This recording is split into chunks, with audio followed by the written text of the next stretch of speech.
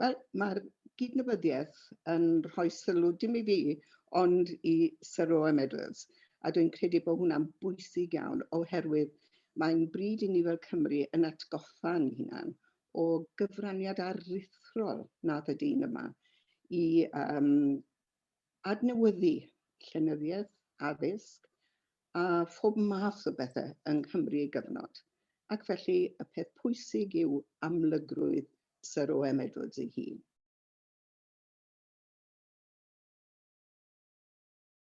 Dwi wedi treulio yn yrfa yn y byd academaidd, yn darlithio mewn adrannau Saesneg, yn Lloegr, yng Nghymru ac yn yr Unol Daleithiau, ac hefyd mewn adrannau drama neu theatr. Nid dyma'r gyfrol gyntaf I fi gyhoeddi ar y Sir Owen Edwards, oherwydd mi nes I flynyddoedd maith yn ôl. Gyfrol fechan yn Saesneg I Wasg Prifysgol Cymru ar fywyd OM, cyfrol Bro a Bywyd OM Edwards, ac wedyn golygiad o lythyrau rhwng Ellen Edwards a I wraig a Sir Owen. O sawl peth yn ysbrydoli I ymwneud â'r cofiant yma. Yn gyntaf, am nad oedd cofiant llawn I gael i'r dyn holl bwysig hwn, oedd nifer o ddynion wedi ceisio ysgrifennu'r cofiant ac wedi methu. Ac chi'n gweld, dwi'n deall pan maen nhw'n methu gwneud oherwydd oedd pethau sensitif i'w trafod. Hynny yw, gallen nhw byth ysgrifennu cofiant gonest heb drafod pwy yn union oedd tad Sir Owen Edwards. Ac oedd hwnna'n bwynt sensitif. Gallen nhw byth sôn am hunan-laddiad I wraig, ond erbyn hyn I ni medru gwneud hynny.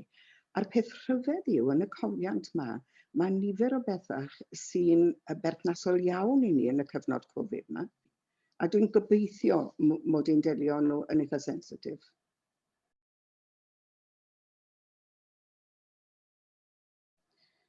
Ar y pryd, defnyddiodd y parchedig John Williams Bryn Siencyn y pulpit fel llwyfan i'w neges ryfelgar.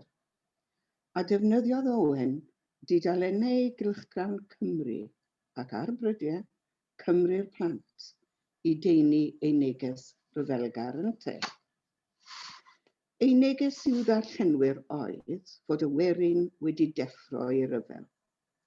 Nid oedd hynny'n wir o bell ffordd am werin ei sir enedigol ef, ac apeliodd arglwydd raglaw Sir Feirionnydd a Sir Watkin Williams Wyn arno I ymuno ar ddau ohonynt ar eu teithiau recrwtio.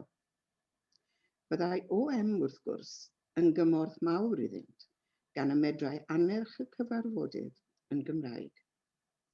A dyma ef yn llawn ar gyhoeddiad yn troi'n swyddog recrwtio. Hefos, bu iddo holi ei hun ym mlynyddoedd ei lysgedd o 1917 ymlaen, a'i teg wedi'r cyfan oedd anfon bechgyn ifanc Cymru i'r lladdfa.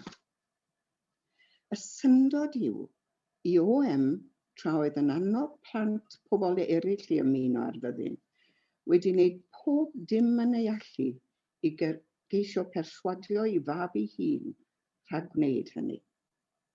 Dadleodd fod Ifan ap yn rhy eiddil, yn rhy wael ei olwg, ac yn dioddef yn llawer rhy aml o gur pen I fynd I frwydro I Ffrainc.